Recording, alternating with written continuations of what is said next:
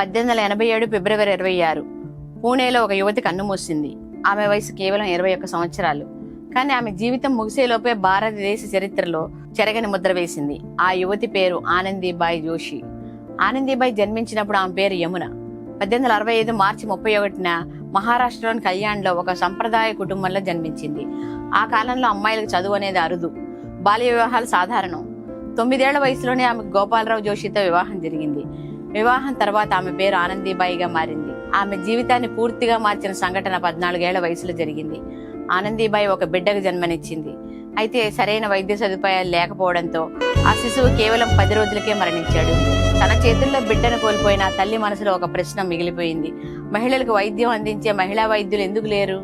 ఆ ప్రశ్న ఆమె జీవిత లక్ష్యంగా మారింది. ఆ కాలంలో భారతదేశంలో మహిళలకు వైద్య విద్య దాదాపు అసాధ్యం.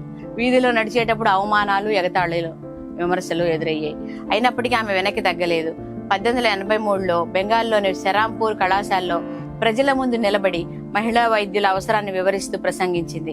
భారత మహిళల ఆరోగ్యానికి మహిళా వైద్యుల అవసరం అని ఆమె ధైర్యంగా ప్రకటించింది. అదే సంవత్సరం అమెరికా ప్రయాణం ప్రారంభమైంది. సముద్రాన్ని దాటి అమెరికాకు వెళ్లిన తొలి భారతీయ మహిళల్లో ఆమె ఒకరు. అక్కడ ఉమెన్స్ మెడికల్ కాలేజ్ ఆఫ్ పెన్సిల్వేనియాలో వైద్య విద్య అభ్యసించింది.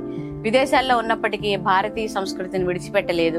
ప్రతిరోజు చీరే ధరించేది, శాకాహారాన్ని అనుసరించింది, తన మత విశ్వాసాలను కూడా కాపాడుకుంది. 1885లో ఫిలడెల్ఫియాలో తీసిన ఒక చరిత్రాత్మక ఫోటో ప్రపంచవ్యాప్తంగా ప్రసిద్ధి చెందింది. అందులో ఆనందీబాయితో పాటు జపాన్కు చెందిన కి ఒకామి, సిరియాకు చెందిన సబత్ ఇస్తాంబౌలి ఉన్నారు.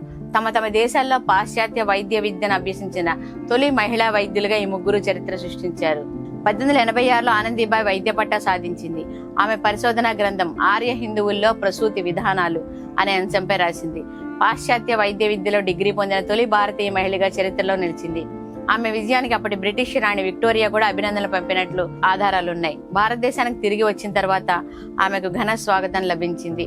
కొల్హాపూర్లోని ఆల్బర్ట్ ఎడ్వర్డ్ ఆసుపత్రిలో మహిళల విభాగానికి వైద్యురాలిగా నియామకం కూడా లభించింది. కానీ విధి ఆమెకు ఎక్కువ సమయం ఇవ్వలేదు. అమెరికాలో చదువుతున్న సమయంలో వచ్చిన క్షయ వ్యాధి తీవ్ర రూపం దాల్చింది. 1887 ఫిబ్రవరి 26న 22వ పుట్టినరోజుకు ముందే ఆమె మరణించింది.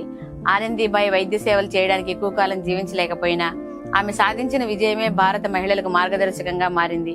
ఆమె అడుగుజాడల్లో నడుస్తూ వేలాది మంది మహిళలు వైద్య విద్యలోకి వచ్చారు.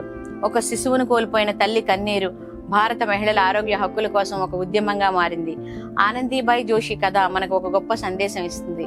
వయసు చిన్నదైనా, జీవితం చిన్నదైనా, లక్ష్యం గొప్పదైతే చరిత్రలో స్థానం శాశ్వతం అవుతుంది.